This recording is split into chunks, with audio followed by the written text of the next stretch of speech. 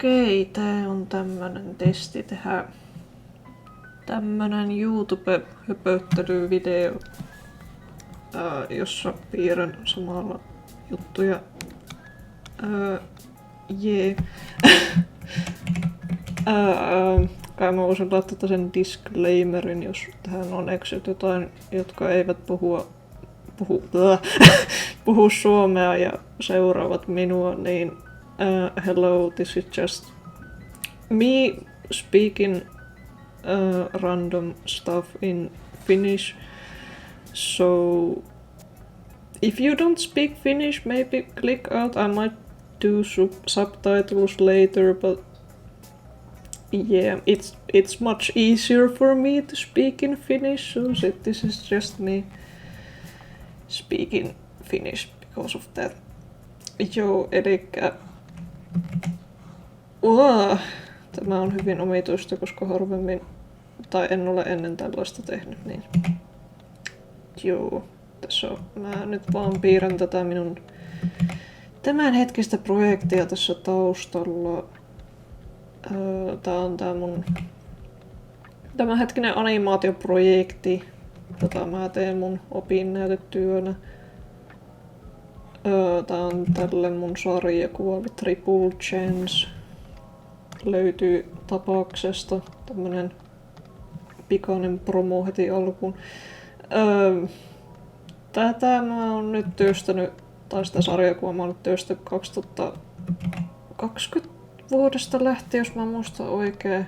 Se on ollut aika lyhyt työskentelyä silleen, kun on tässä opiskelua ollut samaan aikaan ja kaikkea muuta samaan aikaan, niin en ole koko aikaisesti tätä sarjista tosiaan työstänyt, mutta tässä nyt miten on kerennyt, siitä on nyt on 2 lukua yhteensä ja sivuja, oliko se jotain 61 luettavissa tällä hetkellä, niin voi käydä vilkaisemassa. No se nyt on tällä hetkellä englanniksi, mutta saatan ehkä kääntää suomeksi. Mä oon hieman alkanut kääntämään suomeksi sitä, jos enkku ei ole sellainen asia, mitä osaa hirveän hyvin. Mutta joo, ajattelin vaan, että voisi olla hauskaa kokeilla tehdä tämmönen höpöttelyvideo, vaan missä piirtää samalla. Mä ainakin oon huomannut, että semmosia videoita ei suomeksi oo ihan hirveästi. Mä oon kattonut niinku enkunkielisiltä tyypeiltä semmosia aika paljon. Niinku aina samalla kun piirtää ja tälleen, ja ajattelin, että vois kai olla ihan hauska kokeilla tehdä itekin semmonen. Varsinkin just kun mainitsin, että suomeksi ei oo niitä ihan hirveästi.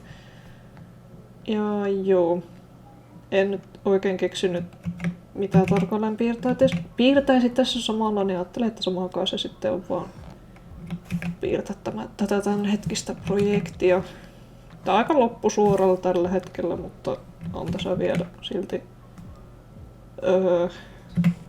töitä tehtävänä. Mä nyt tällä hetkellä tuskastelen tämän Poseen kanssa. Pose siis asento. Mut niin.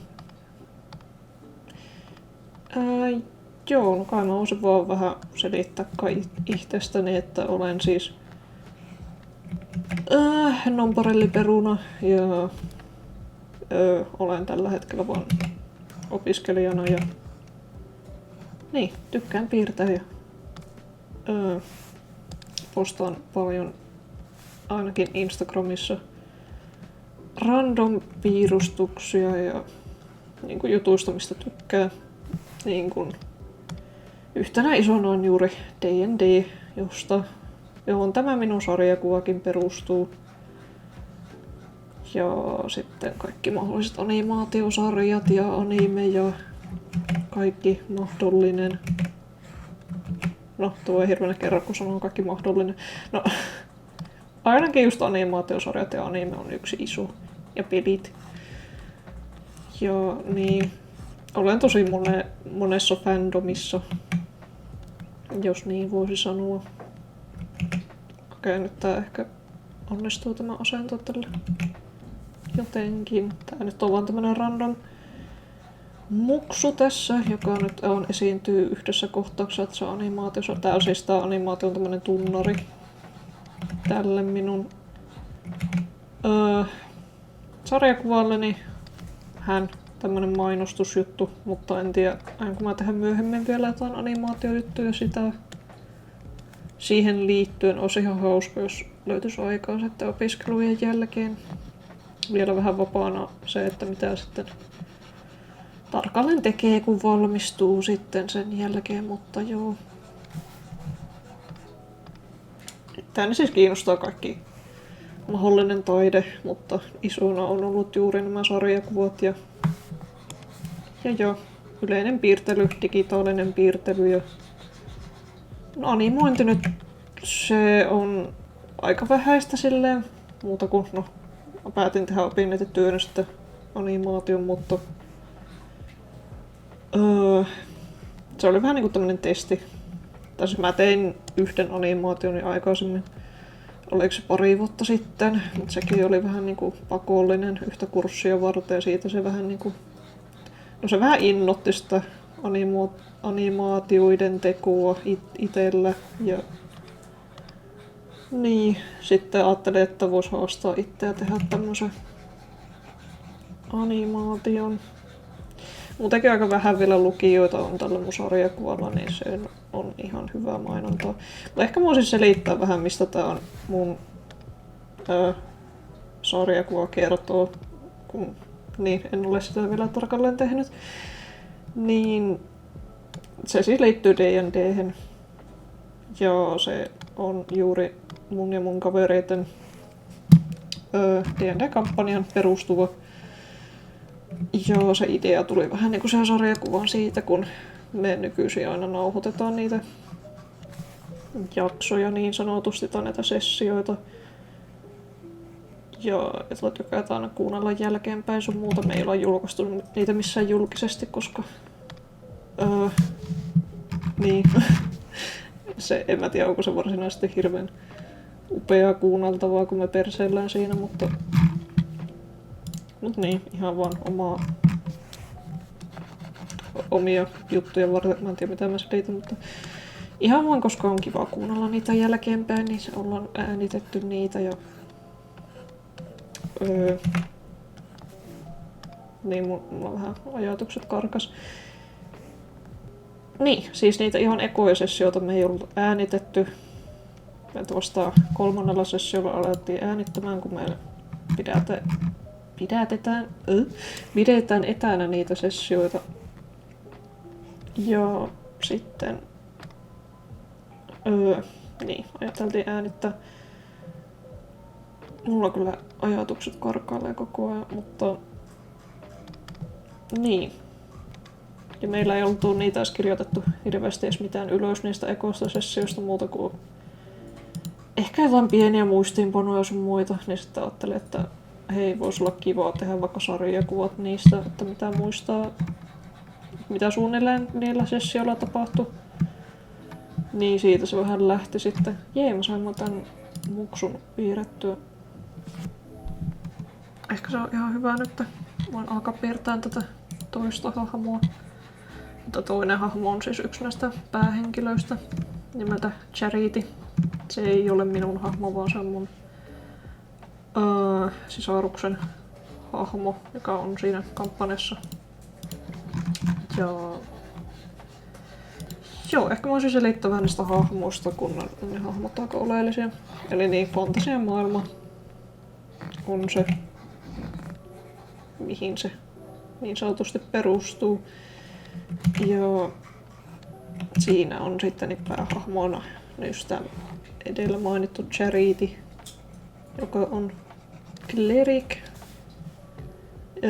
suomennettuna pappi. En tiedä, onko se parempaa suomennosta, mutta se on semmoinen parantaja. Ja se on rodultaan tieflin, eli tämmönen sarvipäinen tyyppi. Ja se on... Charity on luonteeltaan tämmönen tosi kiltti ja hyvin avulias. Aika tämmönen ujo. Tykkää lukea ja kaikkea tällaista ja hän siinä sitten tutustuu tavernareissullaan 2 tämmöiseen uuteen tuttavuuteen. Yksi niistä tuttavista on minun hahmoni Lepmar. Niin mä voisin ehkä editoinnissa laittaa vähän kuvia näistä hahmoista, niin siinä sitten näkee niitä vähän paremmin, mutta minun hahmoni Lepmar, hän on hyvin erittäin uskonnollinen munkki, joka palvoo Selune nimistä jumalaa, joka tulee hyvin selkeäksi siinä, kun pelkästään kun lukee sitä ekaa lukua tai chapteria. Ja Selune on siis tämmönen kuunijumalatar, tai tämmönen, että hän johdattaa ihmisiä oikealle polulle ja suunnistukseen ja tämmöisen jumala. Mä en nyt tarkalleen muista, että mitä kaikkea häneen liittyy. Hän on siis ihan D&D-kanoniin, eli tähän niin kuin yleiseen tekstiin niin liittyvä jumalatar. Tosin no, meillä on hyvin tämmönen homebrew tämä meidän juttu, eli keksitään aika paljon juttuja ihan vaan omasta päästä eikä viitaten siihen D&D-kanoniin. Että saatan vähitellen muokata Selunasta enemmän omanlaisen jumalattaren. Ja niin, Lepmarista siis hän on tämmönen tosi räväsuinen, hyvin omalaatuinen persoona. Helposti aiheuttaa riitoja, hän on hyvin niin kuin itsepäinen. Ja hänellä on... No en nyt tiedä, onko hänellä varsinaisesti iso ego, mutta hän on hyvin tällainen... Jättääköhän tää järkevänä? En tykkää näistä sarvista. Mut niin, hän on hyvin itsepäinen ja tällainen räväsuinen ja melko itsenäinen. Ja hän on rodultaan gnome, eli no onko se nyt maahinen suomeksi. Ja sitten on tämä meidän 3. päähenkilö, joka on mun kaverin hahmo Ariste. Hän on bardi ja se kertoo itsessään aika paljon. No ei ei hän ihan täysin stereotyyppinen bardi ole, mutta tai mitä nyt aina D&D:seen liittyviä näitä stereotypioita bardeista on, mutta on hänessäkin paljon bardin vikaa. Eli hyvin tämmönen karismaattinen ja mysteerinen ja tällainen... Niin, tehän mä häntä kuvasin. Niin, tämmönen karismaattinen, melko sosiaalinen näkisin. Ja hänellä on iso ego ja... Mutta tulee yleisesti hyvin ihmisten kanssa toimeen myöhemmin. Hän on ainakin kovin... miten se nyt sanois? Paranoid? En muista mikä se on suomeksi, mutta se johtuu siitä, koska he tulevat kokemaan monenlaista tulevaisuudessa. Iso spoileri, wow. Mutta joo. Ja hän on tosiaan drow. Hänestäkin ehkä editoinnissa laitan sitten kuvaa, en tiedä kuin järkevän kuulonen tästä videosta nyt tulee. Tulen varmaan leikkaamaan joitain juttuja, jotka eivät kuulosta ihan järkevälle, mutta yritän mahdollisimman vähän ehkä leikata, koska mä ainakin itse tykkään kuunnella ihan tosi pidempiäkin Jorina-videoita tubessa. Niin mä en tykkää tästä päästä enää yhtään. Ehkä mä yritän mennä tällä. Eikö niin, mutta se huppuu kuitenkin vielä piirtää, joo.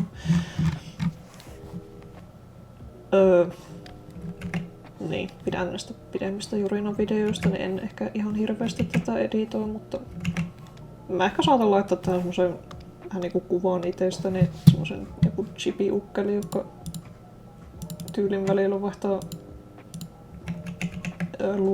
luonnetta. Reaktioita tai näitä tämmöisiä mä sanoo hukossa. Tai sitten mä laitan jonkun ukkelen tähän reunaan, joka ei liiku eikä tee mitään, mutta näyttää minun. En tiedä.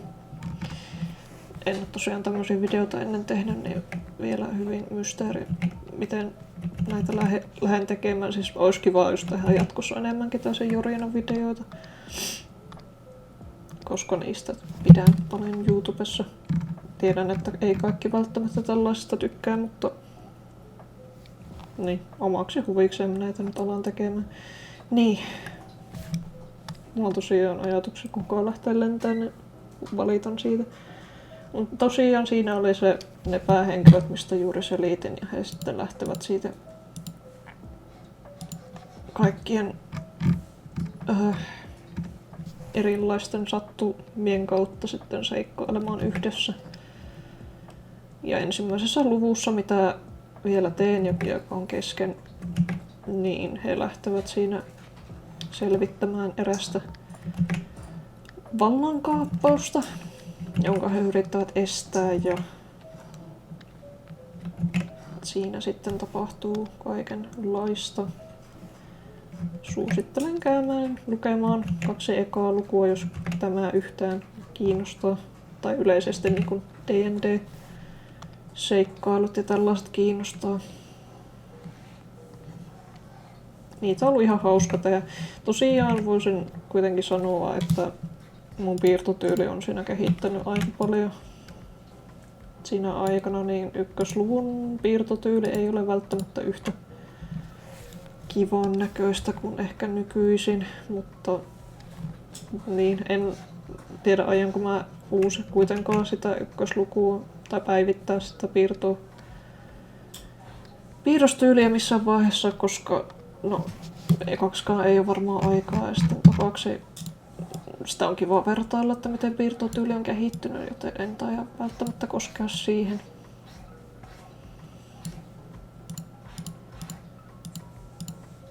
Ehkä tää näyttää ihan ok. Mä voisin ehkä kokeilla vaikka piirtettämään ainakin tämän line artin loppuun tässä. Ehkä mä voin vähän tätä editoida.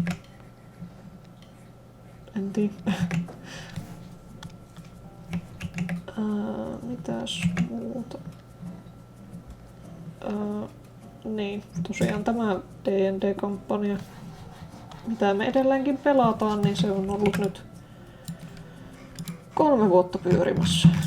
Vasta oliko se nyt viime kuussa oli vuosipäivä. Ja tulee varmaan jatkuu edelleen pitkään, oletettavasti.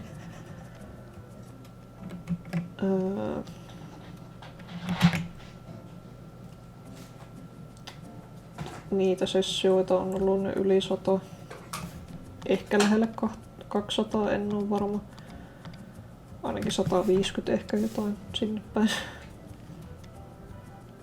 Joo, meillä ei ole elämää.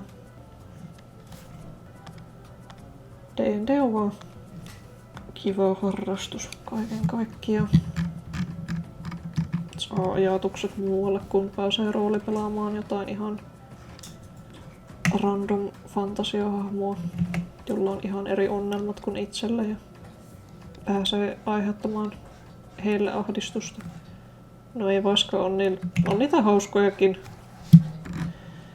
hetkiä siinä paljon ja ei sekään ole heille pelkkää tuskaa, niille hahmoille siis.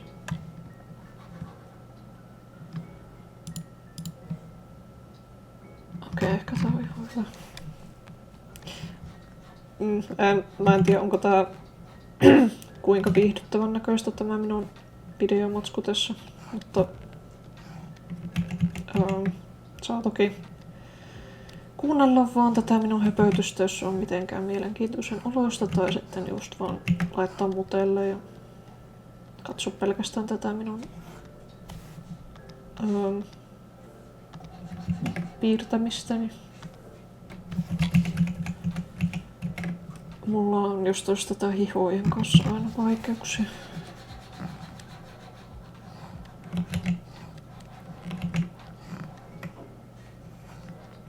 Toivon kanssa, että tää äänenlaatu on ihan ok. Mun mikki on ihan hyvä, sanoisin, mutta ei mikään paras kuitenkaan. On ehkä osittain kahden vaihdolla tulenko edes julkaisemaan tätä, mutta no, katsoo sitten viimeistään editointivaiheessa.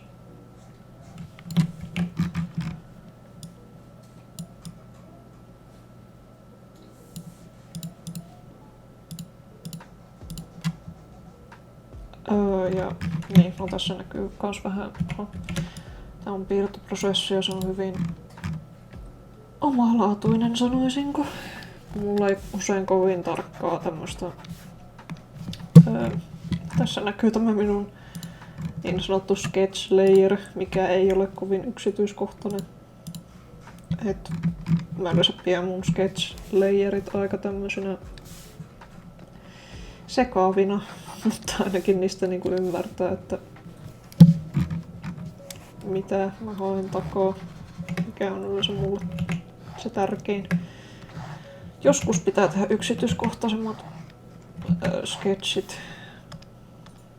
Mikä nyt sketch on suomeksi? Luonnos. Tarkemmat luonnokset, jos niin kuin on vähän vaikeampi pose tai tämmönen. Mulla nyt on ongelmia tän käden kanssa jostain syystä.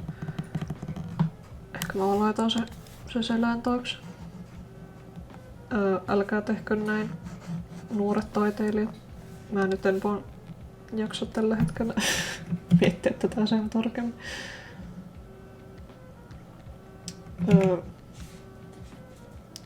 No kuinka kauan olen itse tehnyt taidetta? No ainakin, tuli nyt vaan mieleen joku random puheenaihe. Olen nyt aktiivisesti tehnyt ainakin yli 10 vuotta helposti. Ehkä kauemminkin, 15 vuotta ainakin ehkä. Kuin vanha mä oon? 22, niin.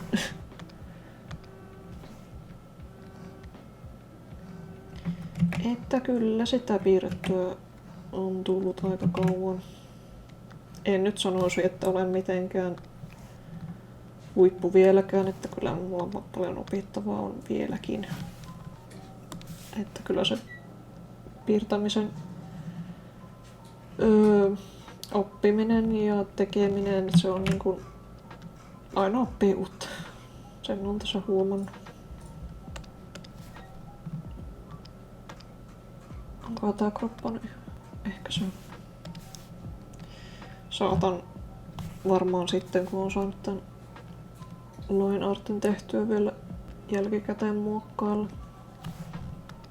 Jos en nyt tästä tykkääkään, mitä mä tässä on työstänyt, mutta ehkä se on ihan ok. Ehkä se on. Mä voisin näyttää täältä tuon, se näkyy tuossa pikkukulmassakin tässä subviewssa, mutta mä voisin näyttää täältä. Tää on se vähän niinku edellinen frame. Tässä on niinku joitain tällaisia kohtia tässä animaatiossa, mitä mä varsinaisesti animoin. Ne on tosi freeze frameja, eli pysähtyneitä kuvia. Ja sitten ehkä tähän mä laitan sellaista pientä animaatiota, että mä muokkaan tätä Adobe After Effectsissa ja sitten niinku tää pikkupoika tässä niinku liikkuu silleen jännästi niinku eteenpäin. Ehkä siirrän niinku charitin osittain silleen taaksepäin tai sivulle. Siinä tulee semmonen tietty efekti, että ne mukaan liikkuisi. Tai ainakin, että tämä edessä oleva liikkuu.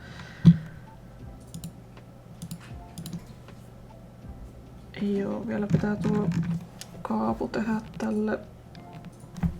Jos tää line art näyttää sekaavalle, niin se on. Mutta korjailua tulee tehtyä paljon.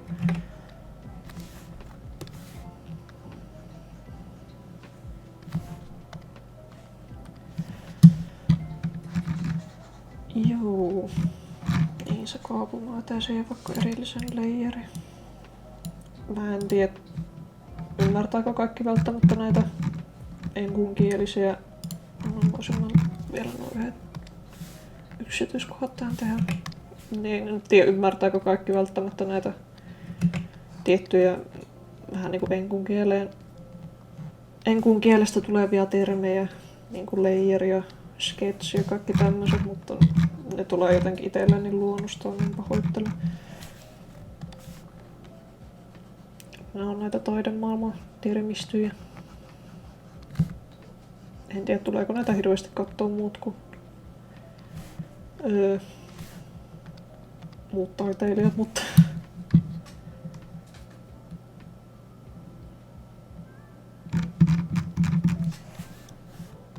tai sitten jotkut kaverit ja tutut. Mutta ei se haittaa. Tää on enemmän niinku itseään varten ikään kuin kiva harjoitella tästä höpöttämistä vaan.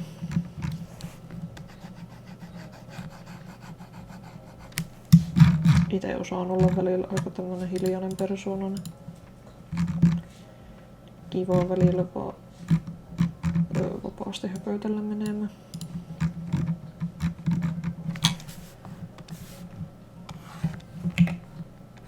Mä en nyt oikein varma miten mä tämän kaavun tekisin. Jotenkin tälleen. Charity siis käyttää aika usein tästä kaapua. Ainakin tässä alkuaikoina tässä kampanjassa, kun no, hän on tieflin ja tieflineen usein syrjitään tai pelätään, koska no, tieflinit usein näkyvät sellaisia vähän pelottavina tai epäluotettavina hahmoina tai henkilöinä. Ja niin. En nyt tiedä, kuin hirveästi uskallan Charityn taustatarinasta tässä kertoa. En halua mahdollisesti spoilata, jos joskus aion päästäkin tässä sarjakuossa niin pitkälle, että pääsisin kertomaan siitä. Tää siis on tosi pitkä tämä meidän kampanja, niin saa nähdä, että kuin pitkälle mä tässä itse sarjakuvassa pääsen. Olisi kiva se eka luku saada edes loppuun.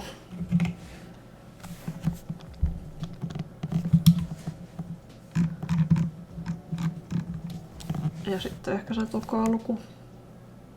Kun just se tarkoitus oli saada ne, joita ei ole nauhoitettu, niin ne sessiot on ainakin kuvitettu. Mutta saa nähdä. En mä tiedä, näyttääkö tää näyttää vähän munaalle, mutta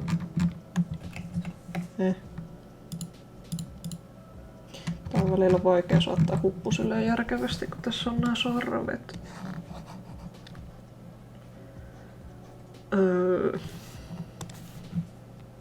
Mä välillä teen sitä, että mä niinku leikkaan osan tosta toisesta sarvesta ikään kuin pois. Et se on mukaan sillä hupun alla. Et se saa niinku näyttämään vähän järkevämmälle. Osittain siis huijaan tavallaan sitä kautta. Ehkä se on ihan ok tällä.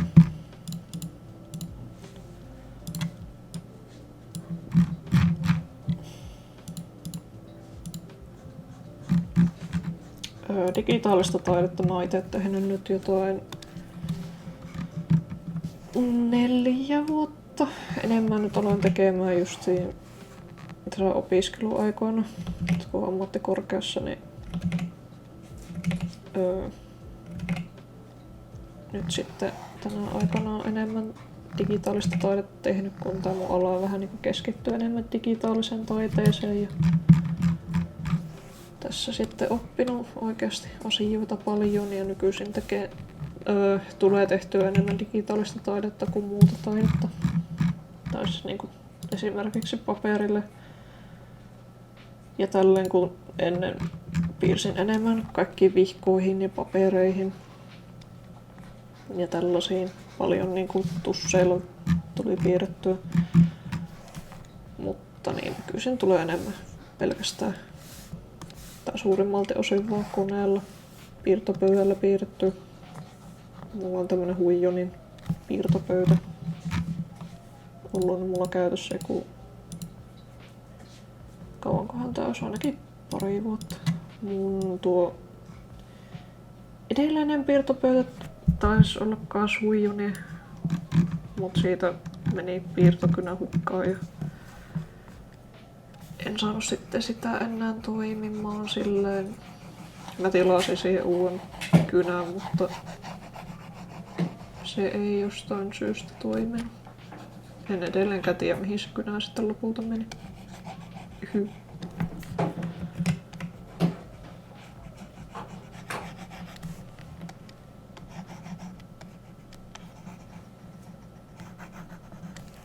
Ja mä usein teen tällä, että mä sitten kumitan tän tietyn osan tästä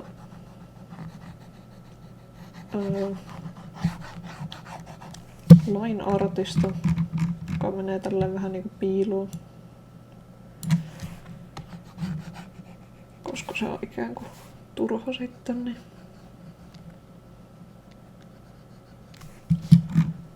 joo, saatan vielä korjailla tätä line arttia, kun lopetan tämän nauhoituksen, mutta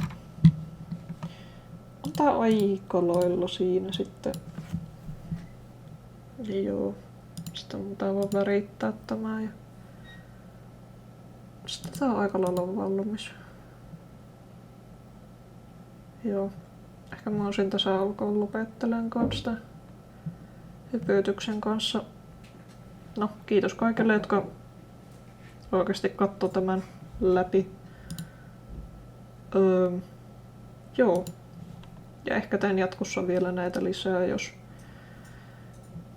jaksan tai kiinnostaa tai tulee näillekin katsojia. Enimmäkseen on siis tehnyt vaan kaikkia animatic-videoita, eli semmosia, no ei animaatioita, mutta sellaisia vähän niinku käsikirjoituksen tyyppisiä videoita random jutuista, niin ehkä tää on hyvää vaihtelua sille. Mut joo. Kiitos, että katsot ja moi!